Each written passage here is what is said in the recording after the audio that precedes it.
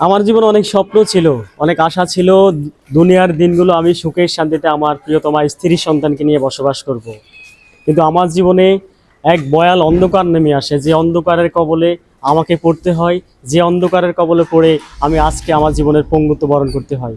সে পঙ্গুত্বের কারণে আমার প্রিয়তমা স্ত্রী সন্তান আমাকে ছেড়ে চলে যায়। দুনিয়াতে আমার কেউ নেই, বয়স্ক মা বাবা ছাড়া দুনিয়াতে আমার কেউ নেই। আমি চিকিৎসা করতে পারছি না।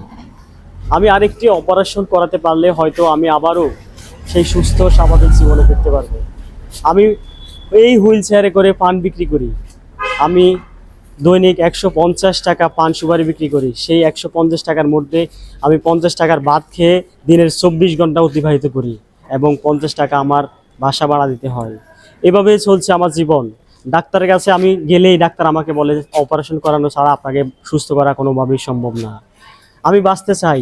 দেশে ও প্রবাসে যে যেখান থেকে আমাদেরকে দেখছেন, আপনাদের প্রতি অনুরোধ রাখবো, আপনাদের একটি শেয়ারে, আপনাদের সহযোগিতায় সেই সাদ্দাম ভাই বাঁচতে পারবে, আবারও সেই চিরচেনা রূপে হাঁটতে পারবে, চলতে পারবে, কর্ম করতে পারবে। ভিক্ষা নয়, কর্ম করে খেতে চাই আমাদের সেই সাদ্দাম ভাই। আমরা কথা বলবো সাদ্দাম ভাইয়ের সাথে। সাদ্দাম ভাই, আপনার জীবনে এই যে অবস্থা, আপনি এখন হুইল চেয়ার করে পান সুপারি বিক্রি করে জীবন অতিবাহিত করছেন, আপনার দুঃসময়ে আপনার সেই প্রিয়তমা স্ত্রী নেই, আসলে এই জীবনে আপনি কিভাবে আসলেন?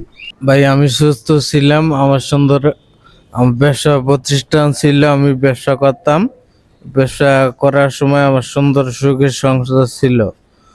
পরে যখন একটু অসুস্থ হয়ে পড়ি, দোকানদারি করা অবস্থায় ওই টাকা চিকিৎসার জন্য আসলে পরে ডাক্তার বলছে যে অপারেশন করতে হবে।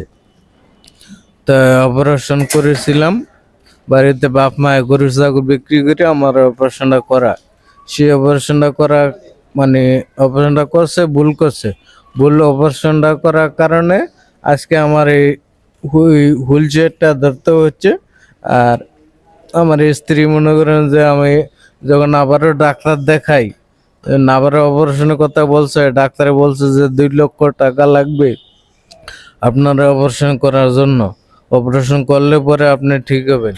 পরে এই কথা শুনে আমার সেই স্ত্রী আমাকে ছাড়িয়ে চলে গেছে। এখন ভাই আমি ঢাকা শহরে একলাই থাকি, এই পান বিক্রি করি, একবেলা ভাত খাই। প্রতিদিন একবেলা ভাত খাই ভাই আমার দিন কাটে। আজকে আমার স্ত্রী চলে গেছে আমার তুই।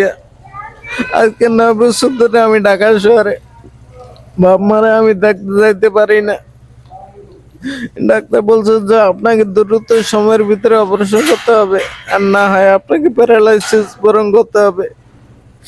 এখন প্রবাসী ভাইদের কাছে আমার একটা অনুরোধ, আপনারা আমাকে বাঁচান ভাই, আমি বাঁচতে চাই।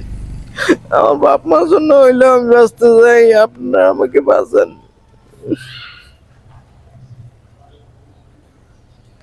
আপনারা আমাকে বাঁচান। আমার কোনো গন্তব্য নাই। আমার বয়স্ক বাবা মা গরু ছাগল জায়গা সম্পত্তি বিক্রি করে আমাকে টাকা দিয়েছে। সেই টাকায় চিকিৎসা করিয়েছি, আমি সুস্থ হইনি।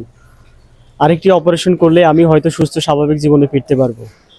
আমি আবারও সেই কর্ম করে বাঁচতে পারবো। দেশে ও প্রবাসে যে যেখান থেকে আমাদের ভিডিওটি দেখছেন, ভিডিওটি শেয়ার করে লক্ষ মানুষের কাছে ছড়িয়ে দিন।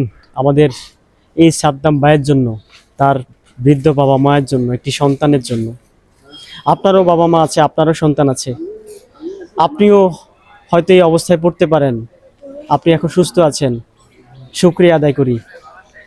এই সাদ্দাম ভাইয়ের জন্য যে যেখান থেকে পারেন এগিয়ে আসুন, সাদ্দাম ভাইয়ের পাশে থাকুন।